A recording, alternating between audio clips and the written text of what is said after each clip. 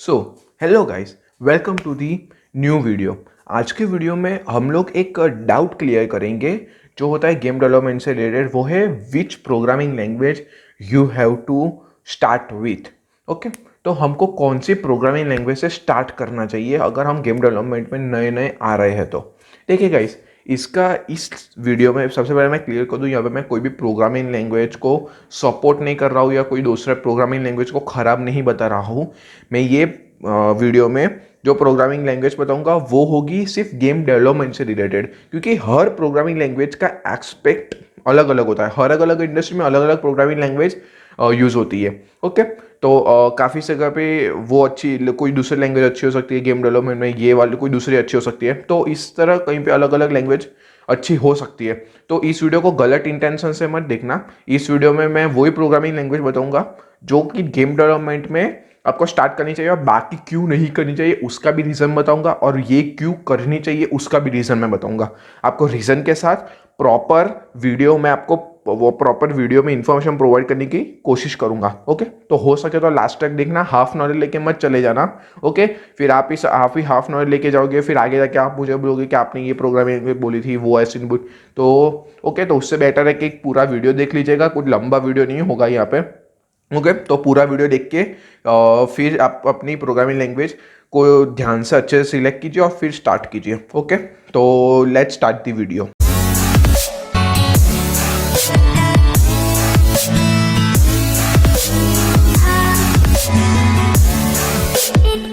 So guys, सबसे पहले सवाल आता है कि प्रोग्रामिंग लैंग्वेज। तो हमको पता है कि यहाँ अभी करंटली काफ़ी सारे प्रोग्रामिंग लैंग्वेज है, तो उसमें से कौन सी सीखे। तो यहाँ पे मैं बताना चाहूँगा कि अगर आप स्टार्ट कर रहे हो गेम डेवलपमेंट, ओके, तो आपके पास काफ़ी सारे, सबसे पहले गेम इंजन देखिए आपको कौन सा लेना है। तो गेम इंजन की आपको कौन सा लेना चाहिए उसके ऊपर भी मैं अलग से वीडियो बना लूँगा।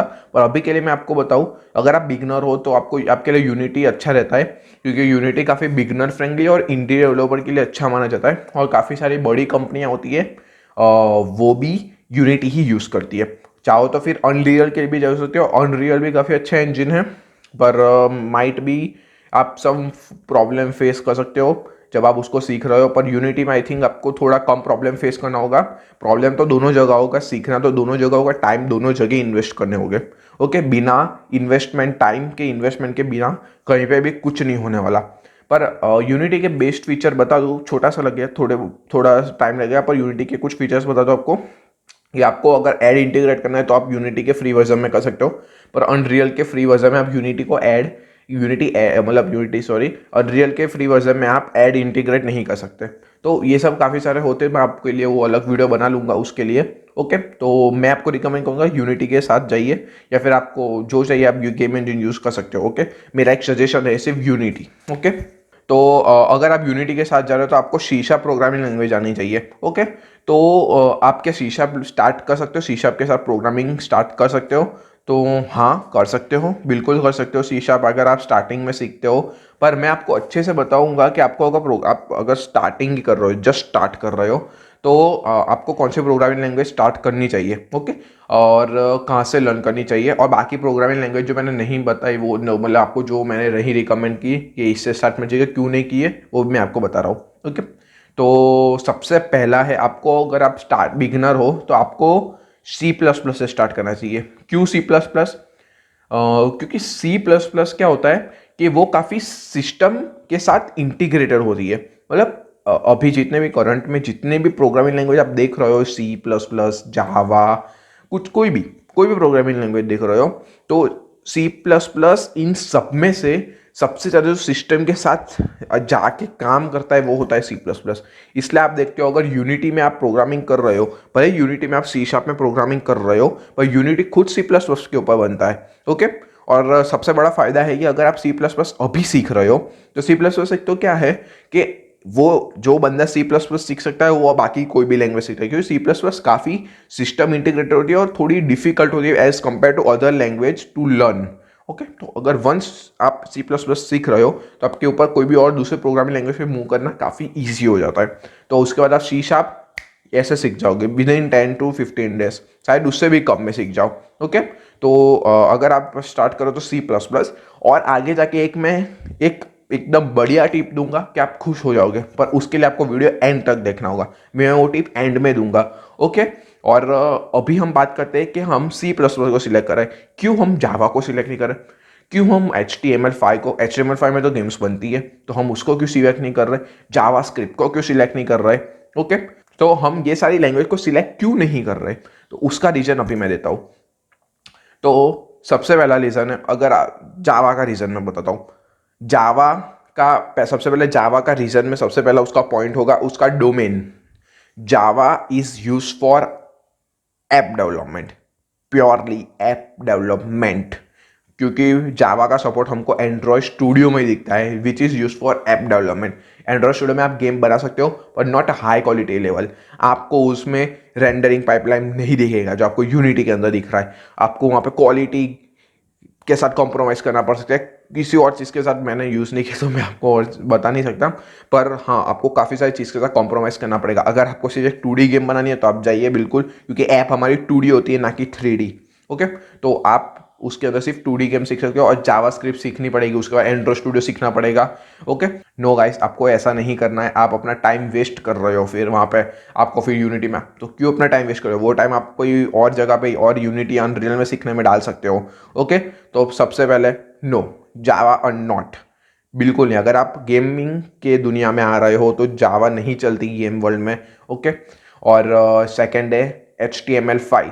तो HTML5 उस पर काफ़ी गेम्स बनती है और अच्छी खासी गेम्स बनती है और काफ़ी सारी गेम इंजन है जो HTML5 को भी सपोर्ट करती है। तो yes, you can go for HTML5।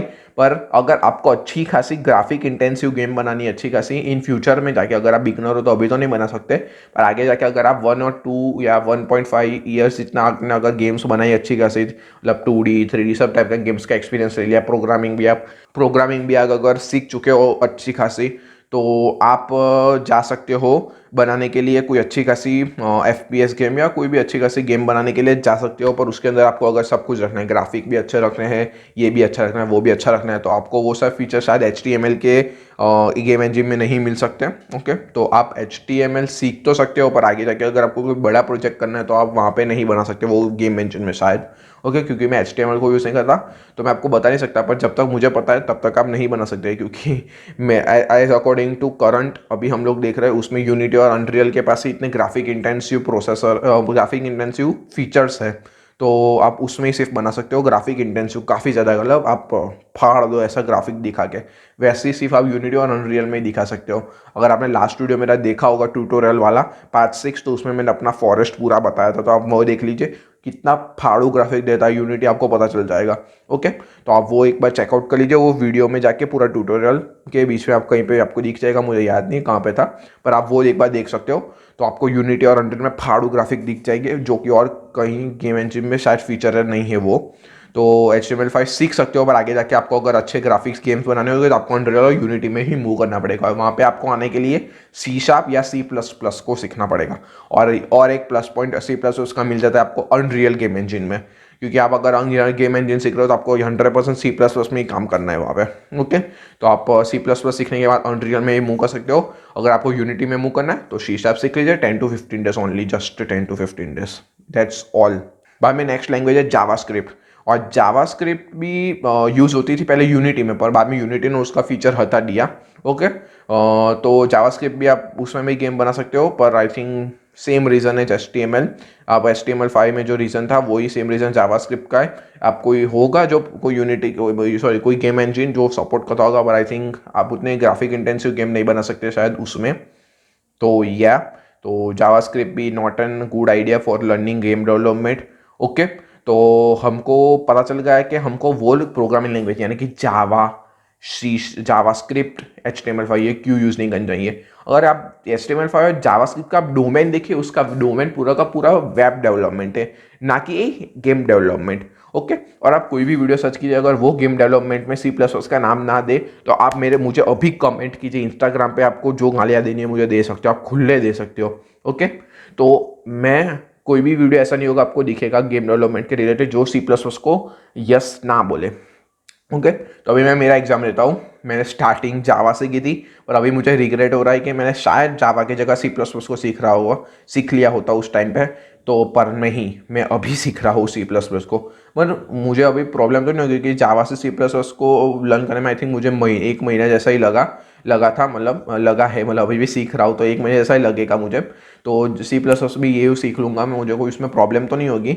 और तो मैं इसके लिए उन लोगों के लिए वीडियो बना रहा हूँ जो कि स्टार्ट कर रहे हैं जस्ट, तो उनको ऐसी प्रोग्रामिंग लैंग्वेज सीखनी चाहिए जो उनको स्पीड बना सके, उतनी स्पीड बढ़ा सके गेम डेवलपमेंट में जाके, उनको बार बार उस लैंग्वेज सीखने में अपना टाइम वेस्ट ना करना पड़े। ओके, तो यहाँ पे आपको क्लियर हो गया होगा कि सी प्लस प्लस क्यों, नो और other languages. C plus plus के बाद सी शार्प में कितना टाइम लगेगा? Only 1 to 2 weeks, that's all.